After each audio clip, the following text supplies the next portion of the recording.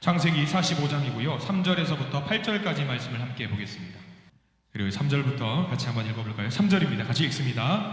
요셉이 그 형들에게 이르되 나는 요셉이라 내 아버지께서 아직 살아 계시니까 형들이 그 앞에서 놀라서 대답하지 못하더라. 요셉이 형들에게 이르되 내게로 가까이 오소서. 그들이 가까이 가니 이르되 나는 당신들의 아우 요셉이니 당신들이 애굽에 판 자라. 당신들이 나를 이곳에 팔았다고 해서 근심하지 마소서. 한탄하지 마소서. 하나님이 생명을 구원하시려고 나를 당신들보다 먼저 보내셨나이다. 이 땅에 2년 동안 흉년이 들었으나 아직 5년은 밭갈이도 못하고 추수도 못할지라. 하나님이 큰 구원으로 당신들의 생명을 보존하고 당신들의 후손을 세상에 두시려고 나를 당신들보다 먼저 보내셨나니 그런즉 나를 이리로 보낸 이는 당신들이 아니요 아버지로 삼으시고 그 온 집의 주로 삼으시며 애굽 온 땅의 통치자로 삼으셨나이다. 아멘. 그리고 오늘 말씀 가운데 하나님의 크신 은혜가 있길 간절히 소망합니다. 우리 옆 사람과 인사할까요? 하나님의 은혜가 지금 저에게 임하기를 기도합니다. 아멘. 옆 사람 보면서 하나님의 은혜가 지금 여러분에게 임하기를 기도합니다. 그래요. 하나님의 복된 은혜가 넘치는 하루가 되길 간절히 소망합니다.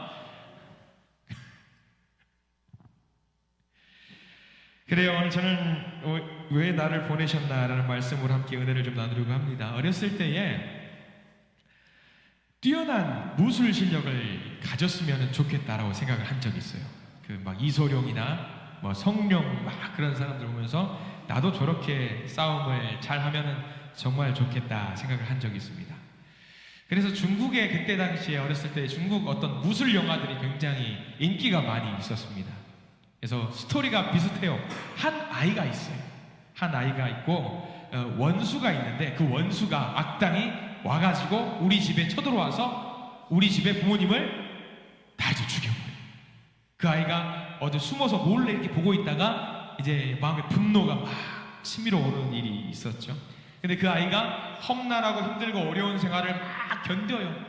그리고 가까스로 살아남아서 무엇을 꿈꾸냐면 뭘 꿈꿀까요? 복수를 꿈꾸는 거죠. 복수를 꿈꿔요. 복수를 하기 위해서는 뭐가 있어야 되냐면 실력이 있어야 돼요. 그래서 여기저기 고생하면서 이렇게 저렇게 원수를 제압할 수 있는 무술 연마를 막 하는데 마음대로 안 돼요. 그래서 우연한 기회, 정말 우연한 기회입니다. 우연한 기회에 누구를 만나냐? 은둔하고 있는, 숨어있는 무술 제야의 고수를 만납니다. 그리고 그 스승을 찾아가서 저를 제자로 받아주시옵소서 해가지고 몇 번이고 이야기한 다음에 결국은 제자가 되죠. 그리고 무술을 전수를 받습니다. 최고의 무술 실력을 갖게 되고요. 이제 결국 그 무술 실력을 얻게 된 다음에 뭘 하러 가느냐? 그 악당을 찾아가는 거예요. 그리고 그 악당을 찾아가서 어떻게 됩니까? 처음부터 대번에 그 악당을 무찌르지 못해요. 처음에는 뭐 하는 척 하다가 어라? 막 하다니 주거니 받거니 옥신각신 하다가 결국 어떻게 되냐면 주인공이 이깁니다. 부모의 원수를 갚고 그 중국 영화는 모든 것이 다 끝난 자리에 그 주인공이 석양이 지는 것을 딱 이제 차면서 막 엔딩 음악이 나와 찌리리 하면서 막 노래가 딱 끝나서 영화가 종영이 되는 경우들이 많이 있었어요. 근데 저 그 어렸을 때 그 영화를 보면서 늘 그 생각이 있었어요. 야, 저렇게 영화가 평화롭게 끝날 수 있나? 왜냐하면 저기서 저 악당의 아들은 없었을까? 악당의 아들은 또 몰래 보고 있지 않았을까? 그럼 그 악당의 아들도 나중에 몰래 숨어 있다가 무술을 연마해가지고 우리가 알고 있는 그 착한 사람한테 찾아와서 복수를 하진 않을까? 저는 항상 그 생각이 있었어요. 저만 그렇게 생각했는지 모르겠습니다. 분명히 그럴 수 있지 않을까? 복수는 또 무엇을 낳을까요? 복수를 낳아요. 그 복수를 또 뭘 낳냐면 또 복수를 낳아요. 이런 스토리를 저도 한번 영화 감독하면 그런 거 잘 만들 것 같은데 복수가 복수를 낳는다. 그래서 결론은 뭐다? 하나님을 믿어라. 자, 이런 상상을 좀 해보는 일이 제법 많이 있었습니다. 그래 오늘은 이 복수에 대한 이야기를 간단하게 시작을 해요. 화면에 한 사람의 사진을 좀 보여드리려고 합니다. 유명한 사람이에요. 혹시 준비가 됐을까요? 누군지 아시겠죠? 남아프리카 공화국의 대통령이었던 넬슨 만델라라는 사람입니다. 남아프리카 공화국은요, 흑인과 백인 간의 어떤 인종차별이 굉장히 심했던 나라였습니다.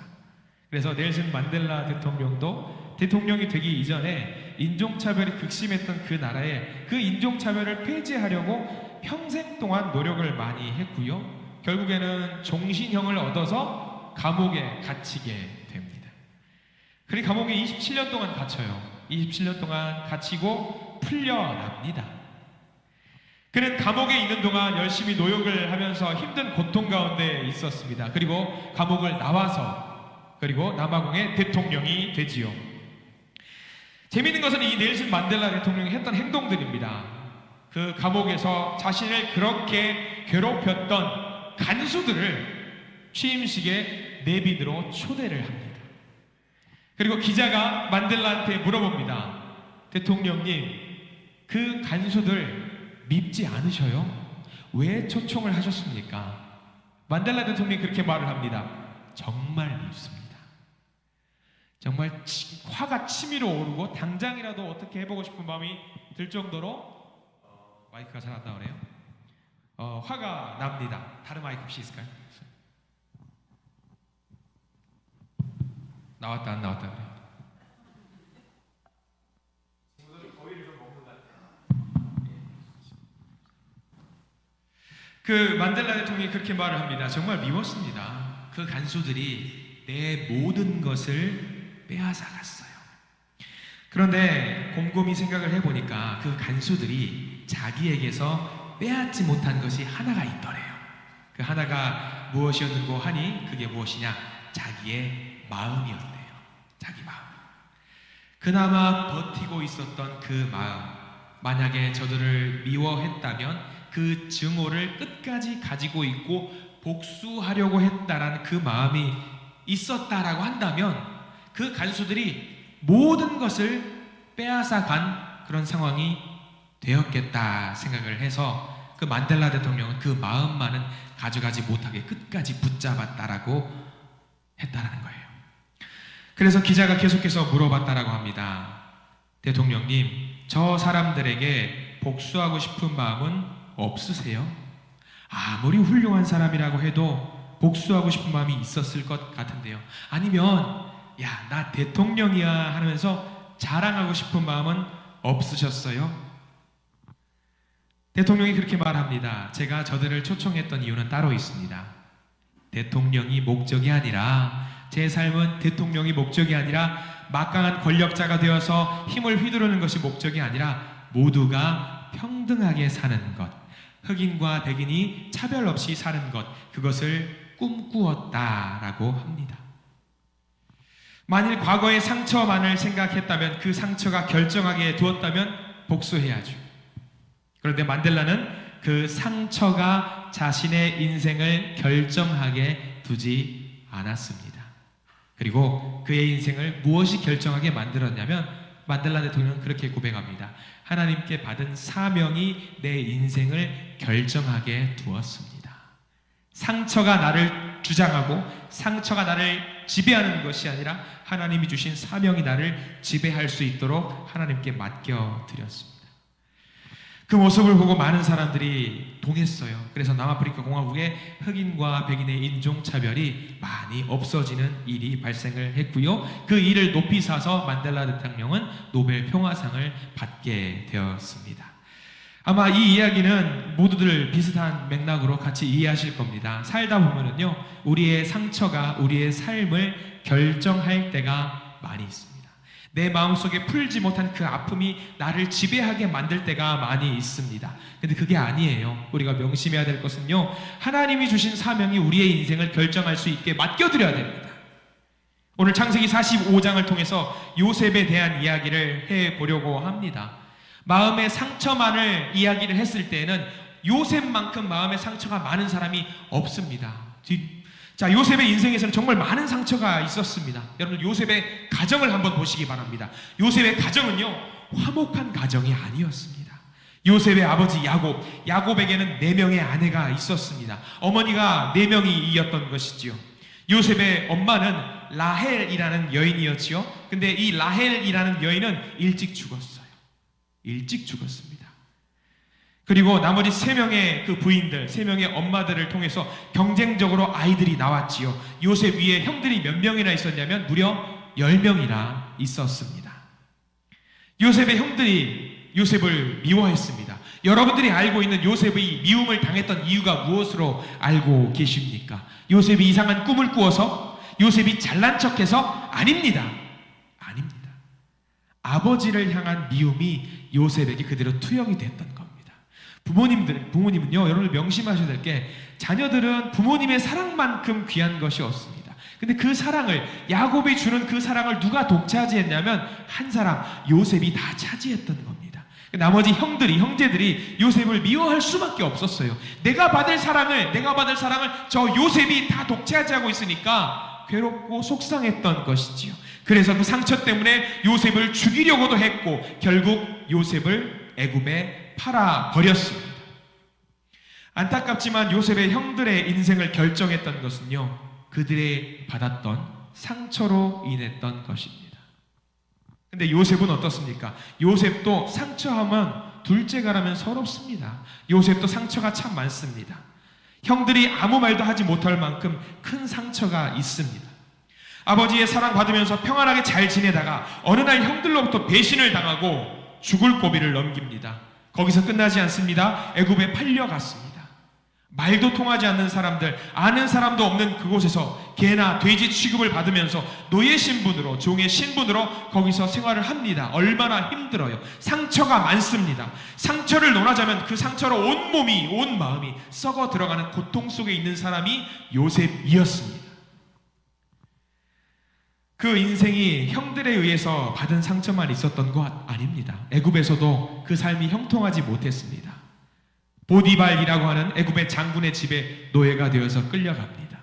거기서 보디발 장군의 아내를 겁탈했다라는 오해를 받아서 감옥에 갇힙니다. 요셉이 했던 것은 그저 자기에게 주어진 일을 열심히 한 것뿐입니다. 근데 뒤를 돌아보니까 무엇만 있냐? 상처뿐입니다. 그 모든 상처가 만약에 요셉을 지배했다라고 한다면 복수의 화신이 되어서 복수를 위해서 칼날을 갈고 있었을 것입니다. 그런데 요셉의 인생을 자세히 보면은요, 요셉의 인생에는요, 복수가 없습니다. 상처도 없습니다. 상처가 없는 게 아니라 상처가 드러나지 않습니다. 상처가 있다라고 할지라도 자기에게 맡겨진 그 일을 충성스럽게 해냅니다. 요셉이 감옥에 갇혔을 때는 어떻습니까? 간수장이 할 그 일들, 재반 업무를 모두 다 요셉이 처리해 줍니다. 감옥에 갇혀있는 죄인들 모두 상담해 줍니다. 그들을 보살핍니다. 죄인이 죄인을 보살펴 주고 있습니다. 억울한 것만 따지면 요셉이 제일 억울합니다.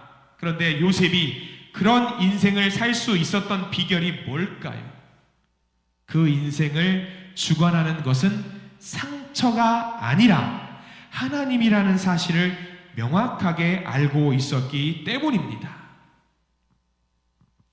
어렵고 힘든 상황 속에서도, 죽을 수밖에 없는 상황 속에서도 나를 살려주시고 그래도 나를 인도하시는 하나님의 은혜를 보게 되니까 하나님을 인정하지 않을 수가 없었습니다. 하나님의 살아계심을 인정할 수밖에 없었습니다. 그래서 요셉은 오늘 성경 말씀을 통해서 드디어 하나님께서 자신을 애굽으로 내보내신 그 이유를 알게 됩니다. 그것을 고백하는 내용이 45장 5절 말씀에 기록이 되어 있습니다. 우리 창세기 45장 5절 말씀을 같이 한번 읽어보려고 합니다. 5절 말씀 같이 읽겠습니다. 당신들이 나를 이곳에 팔았다고 해서 근심하지 마소서, 한탄하지 마소서. 하나님이 생명을 구원하시려고 나를 당신들보다 먼저 보내셨나이다. 아멘. 하나님께서 생명을 구원하시려고 나를 당신들보다 먼저 보내셨나이다. 나는 형들이 나를 팔아서 이 애굽에 온 것이라고 생각했습니다. 그러나 지나면서 보니까 내가 이 자리에 서 있는 것을 보니까 그게 아니라는 것을 알게 되었습니다. 하나님께서 7년 동안 흉년을 주실 것을 미리 예견하시고 이 모든 생명을 구원하시려고 나를, 요셉을 애굽의 총리로 세우신 것이더라. 자기를 이곳에 보내신 하나님의 계획을 알게 되니까 요셉의 인생의 지난 과거의 상처들이, 이해할 수 없었던 일들이 이제 더 이상 문제가 되지 않더라는 거예요. 그래서 우리 인생 가운데 회복이 되어야 되는 것, 하나님과 관계가 바르게 회복이 되어야 합니다. 사람 사이에는요, 문제가 있을 수밖에 없습니다. 저 사람과 나, 너와 나 사이에는요, 문제가 생길 수가 있습니다. 근데요, 이 문제를요, 너와 나의 문제로 생각하면은요, 이 문제가 절대로 풀릴 수가 없습니다. 만일 요셉이 지금 이 상황 속에서 너와 나의 문제를 생각을 했어요. 애굽의 비참한 상태로 떨어지는 것이 형들과 나 사이의 문제라고 생각하면은요, 이 문제는 복잡해집니다. 왜 복잡해지냐? 왜냐하면 먼저는 형들에게 책임이 있습니다. 형들이 요셉을 팔아버렸습니다. 그리고 아버지에게 거짓말합니다. 아버지, 요셉이 죽었습니다. 거짓말도 했습니다. 형들에게 전적으로 책임이 있는 것처럼 보입니다. 그런데 형들에게만 책임이 있는 것이 아니에요.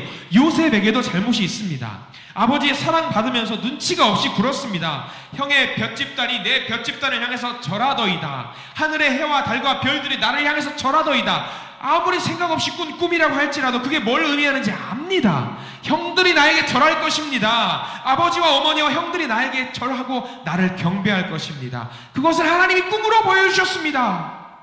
이런 이야기하면은요, 듣기 좋아라 할 수 있는 사람들 아무도 없습니다. 요셉도 책임이 있어요. 그 모든 것이 아버지의 편애로 또 시작이 되었던 것이고요, 불행한 가족사가 되었습니다. 그 책임이 아버지와 어머니에게도 있습니다. 그러니까요, 너와 나의 문제로 따지고 들면은요, 이 문제는 해결할 수가 없습니다. 사람 대 사람의 문제로 파헤치고 들어가면은요, 절대로 해결할 수가 없습니다. 교회도 마찬가지입니다.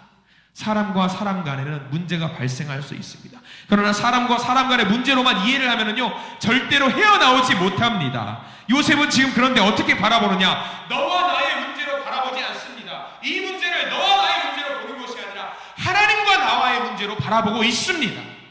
이게 우리에게 가장 중요합니다.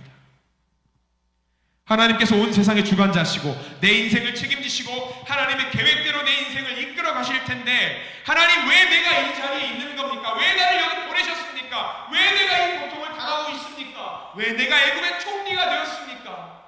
하나님께 묻는 거죠. 그때 요셉은 알게 됩니다. 너의 잘못이 아니다. 그 사람의 잘못도 아니다. 이 모든 것은 이 흉년의 시간에 많은 생명을 구하게 하시려고 너를 보내신 거다. 이게 하나님의 뜻이었습니다.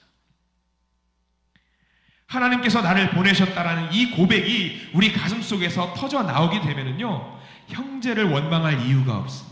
아버지도 원망할 이유도 없습니다. 누구도 원망할 이유도 없고요, 복수할 필요도 없습니다. 교회 가운데도 마찬가지입니다. 내 마음에 상처를 준 사람들이 있는데 그것이 사람 간의 상처로, 사람 간의 문제로만 생각을 하면은 풀 수가 없어요. 다만 하나님이 이끄시는 길 과정 가운데 있다라고 생각하면은요, 하나님께 기도만 하면 됩니다. 하나님이 알아서 하시기 때문입니다. 명심하십시오. 다른 거 필요 없습니다. 하나님과 나와의 관계에서 모든 문제를 생각하시기를 간절히 부탁을 드립니다. 한 교회 새신자분이 고백을 한 내용이 있습니다. 우리 교회도 매달 첫째 주 토요일날 목욕 봉사를 기도원 선교회에서 주체가 돼서 진행을 하고 있습니다. 그 한 새신자분이 그 교회에서 우리 교회와 비슷하게 목욕 봉사와 같은 일을 매 주마다 하신다라고 합니다. 근데 좀 차이가 있다라고 한다면요, 지체 장애 아이들을 찾아가서 매주 토요일마다 목욕 봉사를 했더랍니다. 그런데 새신자 분인데 한 분이 계속 그 봉사에 참여하시는 거예요. 세 가족이에요. 참여합니다. 그리고 혼자만 오는 것이 아니라 슬아의 자녀들을 데리고 참여합니다. 꼬맹이들, 아들, 딸 데리고 참여합니다. 어린아이들 데리고 참여하는데 하루는 그 교회 부목사님이 그분과 타고 가면서 물어보셨다고 합니다. 성도님, 힘들지 않으세요? 매 주마다 아이들을 데리고 나와서 좋은 데 갈 수도 있고 재미난 곳 갈 수도 있는데 이런 데 오시는 거 괜찮으세요? 그분이 말씀하십니다. 저희 부모님은요, 목사님, 신앙생활을 열심히 하셨습니다. 저도 마찬가지로 어렸을 때에 교회 학교만 다니고 그 다음에는 교회를 다닌 적이 없습니다. 제 마음속에 교회를 다니지 않았었지만 하나님 계신 것은 믿는데 제가 교회를 왜 다녀야 하는지에 대해서 잘 몰랐습니다. 그런데 이제 제가요, 어른이 되고 사업을 하고 가정을 꾸렸어요. 처음에 그렇게 힘들던 사업이 어느 순간부터 너무 잘 되는 거 있죠. 제가 이해가 되지 않을 만큼 너무나도 사업이 잘 돼서 돈이 막 벌리는 거예요. 그때 생각을 했어요. 목사님, 왜 내가 이렇게 잘 되지? 나에게 왜 이런 복이 있지? 내가 잘나서 그러는가? 무엇으로 인해서 이렇게 잘 되는 건가? 근데 가만 생각하니까 그 목사님이 그 성도님이 그러더라는 거예요. 자기 능력 이상으로, 자기가 할 수 있는 그 레벨 이상으로 일이 너무나도 잘 되니까 이상하다라는 거예요.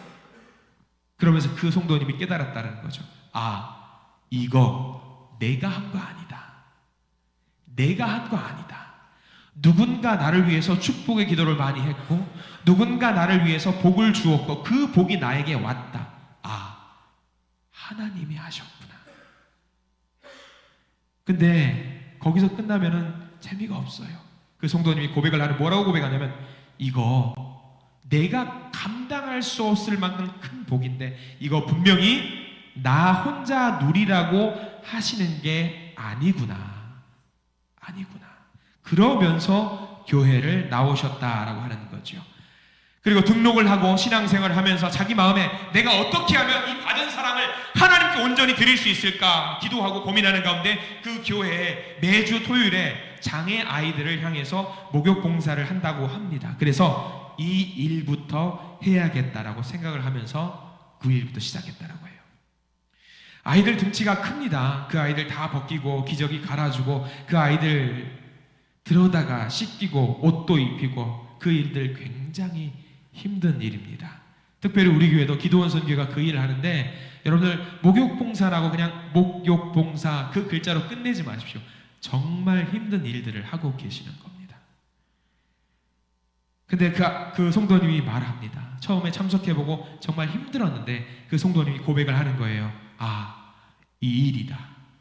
사람들이 하려고 하지 않는 일, 힘든 일, 이것부터 내가 해야겠다라고 하면서 아들, 딸 손을 붙잡고 그 일을 하기 시작했다라고 하는 겁니다. 목적은 딱 하나였습니다. 하나님이 내게 주신 사명이 있을 텐데 그게 무엇일까? 하나님이 내게 맡기신 일이 있을 텐데 무엇일까? 내게 이렇게 큰 복을 주시면서 내게 맡기신 일이 있을 텐데 무엇일까? 라면서 여기저기 하나님의 일을 계속 찾아가면서 하기 시작했다라는 겁니다. 우리는요, 신앙생활 수십 년 하면서 하나님께서 내게 주신 복을 당연하게 여기며 살아가는 분들이 많이 있습니다. 그런데 그분은 믿음의 연수가 깊지도 않은데 오래 하나님을 떠나 있었는데 자신의 사명이 뭔지 알고 하나님 제가 무엇을 해야 합니까? 물으면서 신앙생활을 하는 것을 보니까 그 부목사님이 너무 귀하고 아름다운 모습에 부끄럽다라는 거예요. 부끄럽다. 여러분 명심하십시오. 우리의 인생은요, 우리 마음에 있는 상처가 결정하는 인생이 되면은 절대로 안 됩니다. 오히려 하나님이 주신 그 사명이 우리를 결정하는 인생이 되어야 합니다. 그러면 나를 이곳에 부르신 뜻이 있을 텐데 그게 무엇일까? 그것을 위해서 달려가는 인생이 되어야 합니다. 나를 힘들게 했던 사람, 그래서 복수하겠다고 칼을 갈고 그래서 그 사람의 심장에 칼을 찔러서 복수했다고 기뻐했다는 그 인생은 옳은 인생이 아닙니다. 상처가 우리 인생이 결정하는 것이 아니라, 상처가 우리 인생을 결정하는 것이 아니라 무엇이? 하나님께서 주신 사명이 우리 인생을 결정해야 합니다. 요셉이 그런 인생을 살았습니다. 요셉의 인생을 한번 잠깐 보시기 바랍니다. 나를 이곳에 부르신 하나님의 뜻을 깨닫게 될 때, 그때부터 더욱 값어치가 있고 의미가 있어지는 겁니다. 형들이 나를 애굽에 보낸 것이 아닙니다. 하나님께서 많은 생명을 구하시려고 요셉을 애굽에 보낸 것입니다. 걱정할 필요가 없습니다.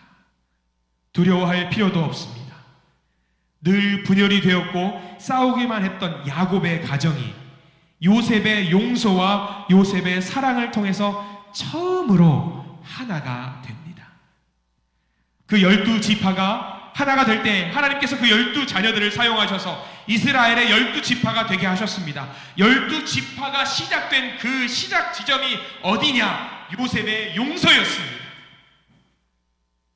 요셉이 형들을 용서했을 때에, 그가 하나님께서 주신 사명으로 그 형들을 용서했을 때에 그 가정의 지난날의 상처와 반목과 아픔이 해결되어지고 진정한 가족이 되었습니다. 사랑이 회복되었습니다. 거기서부터 12지파가 시작이 되더라는 겁니다. 우리의 인생은요, 상처가 결정하게 하면 안 되고요, 사명이 결정하게 해야 합니다. 정연희 시인이 쓴 신앙시가 있어요. 정연희라는 사람이 쓴 시, 제목은 원수를 사랑하라 라는 시거든요. 우리 이 시가 짧아요. 같이 한번 읽어봤으면 좋겠습니다. 같이 읽겠습니다. 원수를 사랑하라, 원수를 사랑하여라. 무슨 말씀입니까? 주여, 내 하나님이여, 무슨 말입니까? 내게는 그리도 엄격하시면서 어찌 내 원수에게는 그리 관대하십니까? 보아라, 나와 함께하는 것아, 내가 원수와 똑같은 얼굴이 되는 것을 나는 참을 수가 없구나. 저기 잘 보세요. 보아라, 나와 함께하는 것아, 내가 원수와 똑같은 얼굴이 되는 것을 나는 참을 수가 없구나. 상처에 지배당하는 너가 되는 것을 내가 참을 수가 없구나. 복수심에 불타있는 너를 참을 수가 없구나. 그래서 원수를 사랑해라, 용서해라. 하나님, 왜 저 사람에게만 관대하라고 하세요? 저도 좀 이뻐해 주시고, 저도 좀 사랑해 주세요. 저도 좀 달래주시고 위로해 주세요. 왜 저 사람만 위로하라고 해요? 사랑하는 내 아들아, 내 딸아, 네가 그 사람을 미워하면서 그의 얼굴과 똑같이 증오와 상처와 미움으로 얼룩지는 것을 나는 참을 수가 없구나. 여러분, 왜 하나님이 우리에게 사랑하라고 하십니까? 왜 상처가 결정하지 못하게 하사요? 왜 우리 마음 가운데 복수로 가득 차지 말라고 하십니까? 왜 살리는 편을 택하라고 하십니까? 왜? 그게 우리를 위해서 복된 자리이기 때문입니다. 네가 그 사람을 미워하다가 네가 미워하는 그 원수의 얼굴과 같이 되는 것을 나는 볼 수가 없다. 내 인생이 그렇게 망가지고 내 인생이 그렇게 비참해지는 것을 내가 두고 볼 수 있겠니? 나는 네가 사랑했으면 좋겠다. 살리는 편을 택했으면 좋겠다. 위로를 받는 게 아니라 위로하는 사람이 되었으면 좋겠다. 여러분, 명심하십시오. 너와 나의 문제가 아닙니다. 너와 나의 문제가 아니라 하나님과의 나의 문제고요, 하나님과 나와의 관계의 문제입니다. 하나님께 모든 것을 맡길 때 하나님이 인도하십니다. 하나님께 의지하시고 하나님께서 나를 주장하시는 그 삶을 살아내시는 저와 여러분들 되시기를 간절히 축원합니다. 오늘 요셉의 인생을 살펴봅니다. 요셉은 분노로 가득 차 있지 않았습니다. 자기 마음에 있는 그 상처가 자기를 지배하지 않게 했습니다. 오히려 하나님의 사명이 자기를 지배하게 만들었습니다. 우리 성도님도 마찬가지입니다. 내가 세상 속에서, 삶 속에서 받은 상처가 나를 지배하지 못하게 하십시오. 오히려 하나님이 사명이 나를 지배할 수 있도록 하나님께 모든 것을 내어 맡기시는 믿음의 성도님들이 되시기를 간절히 축원합니다. 기도하겠습니다.